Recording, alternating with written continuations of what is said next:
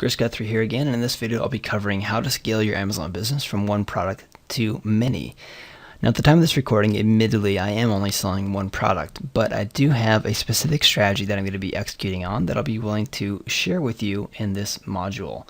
A lot of the concepts I'll be talking about are higher level, but when you think about these and you can look at them in the standpoint of growing your own Amazon business, you'll see exactly why they're very, very effective. So let's dive into it right now. So number one, I'll be talking about the plant the flag strategy. After that, I'll be covering why you should reinvest your profits. Then we'll be talking about finding suppliers that can offer more than one thing. Number four, I'll be talking about how to develop systems and outsource a lot of this business. And number five, we'll be talking about how to learn from the top private label sellers. So let's start from the top, the plant the flag strategy. So you might be wondering what this is. Well, basically it's the idea that you should set up shop in one category and stay there until you've launched every related product you're interested in selling. So if, for example, you're selling a barbecue grill brush, as we've continued this example throughout this course, then what you're going to want to do next is launch a barbecue grill mat and some barbecue gloves and a barbecue grill set and a rib rack and a basting mop, everything related to barbecuing. This is a very simple strategy because as you get multiple products, then you can provide a synergy between them. And I hate using that word, but it really is legitimate in this case because what you can do is you can offer promo codes between these products. So you can say, hey, when you buy the barbecue grill brush and you pick up the barbecue gloves, you can get $10 off your order. And you can offer that right below the bullet points section of your listing. So what that will do is it'll add an extra buy button, and so people can click that buy button and add multiple products to their cart to get that coupon code. This is a great way to be able to scale your business. If you try and launch products within a variety of different categories rather than focusing on one category, then you're going to struggle to grow, and this strategy will allow you to grow more quickly. Number two is the reinvest your profits strategy. And I ask this question because it's something that people don't really consider. You know, if you start to grow this business and you start making money, you might think, you know what, I want to start taking money off the table. But you want to know the best way to slow the growth of a business? Take out all the money, right? If you're not reinvesting a significant chunk of your profits, it'll be difficult for you to grow beyond your current sales volume. So you really do want to reinvest as much as you can, and quite frankly, the more you can reinvest, the better. My personal strategy is I'm going to be reinvesting all of my profits until I hit my own personal goal, which I won't be sharing in these videos, but I want to be hitting a specific goal before I start paying myself. Number three is finding suppliers that can offer more than one thing. This is a big one because going back and forth with suppliers and trying to find one that can help you and offer a product you'd like to sell can take quite a bit of time. Now, in some cases, a supplier might not be able to offer multiple different products. So for example, someone that makes a barbecue grill brush might not really be in the business of making a barbecue grill mat, just as they might not be interested in making a barbecue grill gloves, but they might have something like the basting thing. But if they don't, that's fine. You just be aware that as you grow this business, if you can find suppliers that can offer multiple things at once, it's going to make it a lot easier for you to launch multiple products.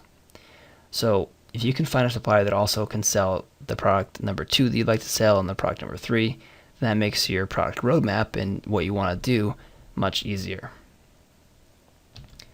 Number four, how to develop systems and outsource a lot of this business. Now, fortunately, most of this business is actually pretty repetitive. And actually, once you get your product up and selling, you typically don't have a lot of work that requires a lot of creative energy, right? That's the idea that you have to be really involved in this business, whereas quite frankly, you don't. Market research, customer emails, social media, managing your website, all of these things can be handled by employees.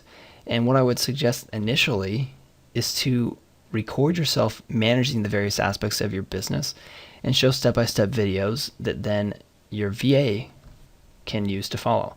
So you can usually hire a VA and initially they can help you out. Now, once your business grows large enough, you can consider hiring an actual payroll tax paying employee and hire someone that way. But at least initially, a VA is a great strategy. And then because you're recording videos, they can go back, watch the steps that you've taken to do something, And then, of course, too, you can pass these on to other people as you hire more team members, and you can even have your VAs helping others as well.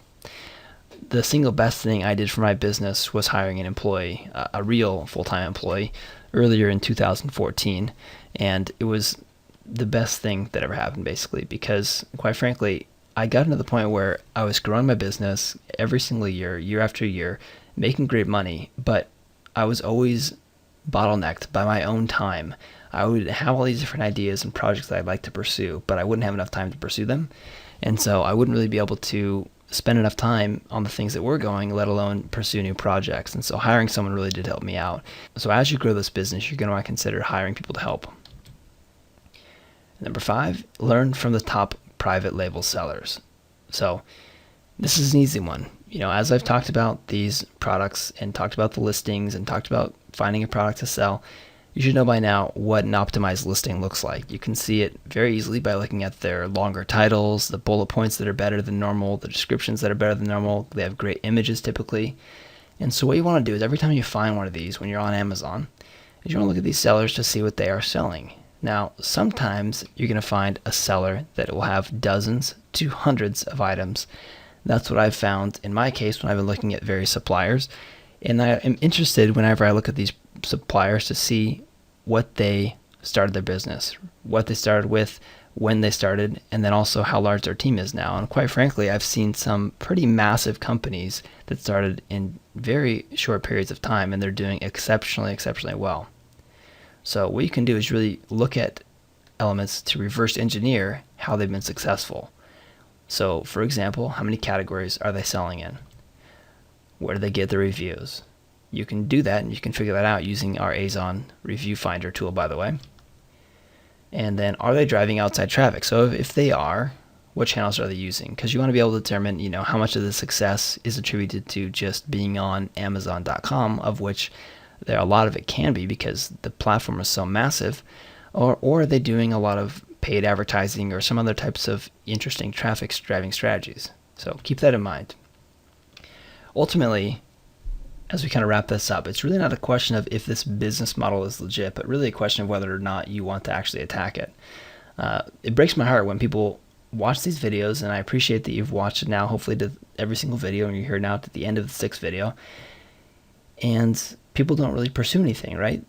They look at these videos, they see that it's being done, and then for whatever reason, they decide not to take it themselves. And ultimately, I want you to attack this business. If this is for you, go after it. Get out there and start doing it. Use the AmaSuite software tools we've created to help you. And then additionally, too, consider getting coaching from other Amazon sellers. Quite frankly, that's what's really helped me as well. I partnered up with a buddy that was selling far more than me. He had done over $1 million in sales. And I said, hey, I want to know how you've learned. I want to learn exactly from what you've done, and then you can teach me. And so that's what we did. And our community's been going for quite some time now. We open it up twice a year. We've already opened it up twice, and so we've had 2 groups go through, and we've had quite a few people being very successful, actually. And so if you're interested in that, you can go to azonmasters.com/AmaSuite. Depending on when you're watching this video, it may or may not even be open because we only open for a very short period of time. But I know, at least for me personally, I learn a lot better when I'm learning from people that are actively doing what it is I want to do, and from people that can then help me.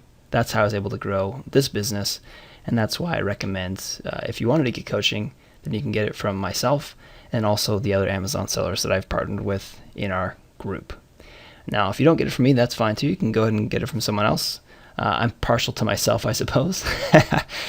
But if you do want to go after getting some coaching from someone else, then I do recommend it because it really will help you to grow this business, because there are a lot of different challenges that will come up as you grow it.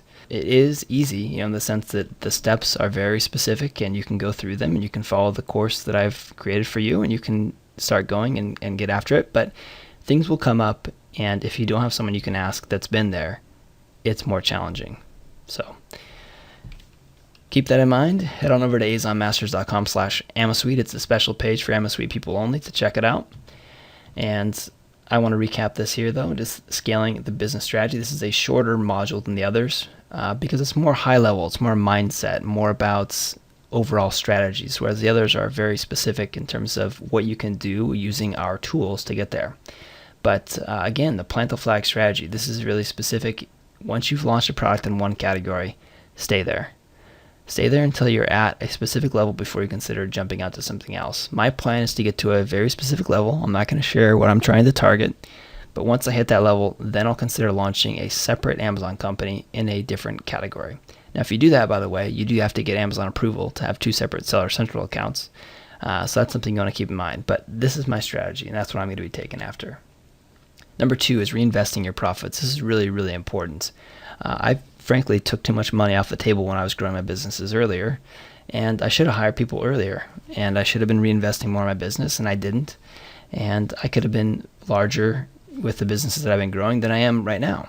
And so take it from me, I've been doing all my businesses full-time now since I was 25 years old. I'm just past 30, so over half a decade now doing this full-time. And you really do want to reinvest your profits as you grow this business. Number 3, this is another biggie, of course, finding suppliers that can offer more than one product that you can sell. This will really help you out if you want to try and grow and add more products to your business. Now, again, the other strategy I said before is to go after higher competition products. And in that case, you're going to have fewer products, but you're going to have more effort on getting those products up and selling. My personal strategy is to not do that. I'm going to be going after multiple products.